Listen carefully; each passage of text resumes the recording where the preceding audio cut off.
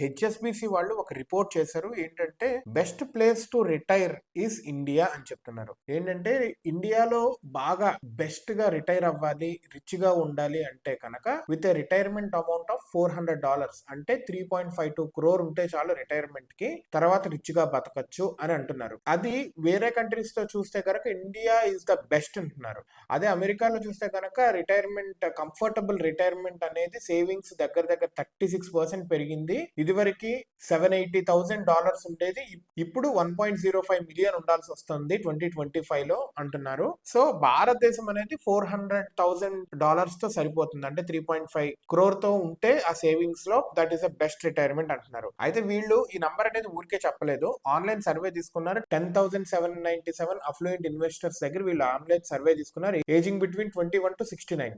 And వీళ్ళ investments are ranging between 100,000 to 2 million వీళ్ళ investments. So వీళ్ళ దగ్గర నుంచి ఈ ఆన్లైన్ సర్వే తీసుకొని వీళ్ళు ఈ నంబర్స్ కి వచ్చారు. భారతదేశంలో రిటైర్ అవ్వాలంటే 3.5 crore సేవింగ్స్ లో ఉంటే బాగా లైక్ బెస్ట్ గా రిటైర్ అవ్వచ్చు, ఎటువంటి బాధాబందీ లేకుండా. 3.5 crore కనుక సేవింగ్స్ లో ఉన్నాయంటే వాళ్ళ ఇన్వెస్ట్మెంట్స్ లో ఎంత ఉంటుంటాయి, జస్ట్ థింక్ ఆఫ్. వీళ్ళు ఇంకా ఏం చెప్తున్నారంటే భారతదేశంలో అఫ్లూయెంట్ ఇన్వెస్టర్స్ ఎవరైతే ఉన్నారో వాళ్ళు ఈక్విటీ నుంచి డిఫరెంట్ వాళ్ళ డైవర్షన్ ఆఫ్ మనీ మారుతుంది ఆల్టర్నేటివ్ ఇన్వెస్ట్మెంట్ ఫండ్స్ కి అండ్ గోల్డ్ కి. చాలా మంది లాస్ట్ 12 months లో గోల్డ్ కి ఇన్వెస్ట్ చేశారు అని చెప్తున్నారు. మనం ఇప్పుడు మన రేస్ అనేది ఈక్విటీకి మారుతుంది, డెట్ నుండి ఈక్విటీకి, లైక్ రియల్ ఎస్టేట్ నుంచి ఈక్విటీలో మనము పెడతా ఉన్నాము. ఆల్రెడీ డబ్బున్న వాళ్ళు ఇదివరకే ఇది అయిపోయింది, వాళ్ళు ఈక్విటీలో పెట్టేశారు, డబ్బులు వచ్చేసి ఇప్పుడు ఆల్టర్నేటివ్ ఇన్వెస్ట్మెంట్ ఫండ్స్ లోకి వెళ్ళినారు. So non listing stocks, non listing companies వీటిల్లో ఇన్వెస్ట్ చేస్తా, లైక్ హెడ్జ్ ఫండ్స్, ఇట్లా డిఫరెంట్ అసెట్స్ లో వీళ్ళు ఇన్వెస్ట్ చేస్తా ఉంటారు.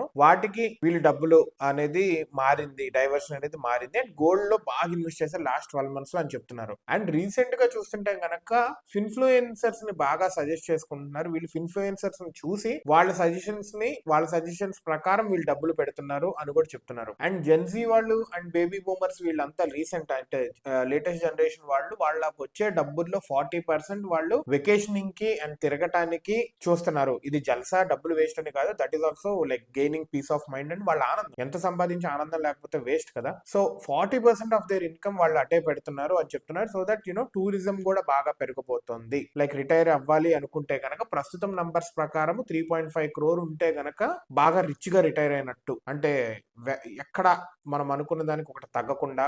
And every year 1 or 2 countries కి, యూరోప్ కి, నెదర్లాండ్స్ కానీ ఇట్లాగా డిఫరెంట్ నేషన్స్ కి మనం ట్రిప్స్ వెళ్ళాలనుకున్నా కానీ అలా వెళ్ళాలి అంటే 3.4 crore సేవింగ్స్ ఉంటే కనుక రిచ్ గా రిటైర్ అవుతాం. ఎందుకంటే 3.5 crore అంటే ఎంత, ₹1,00,00,000కి నెలకి 50,000 వస్తాయి.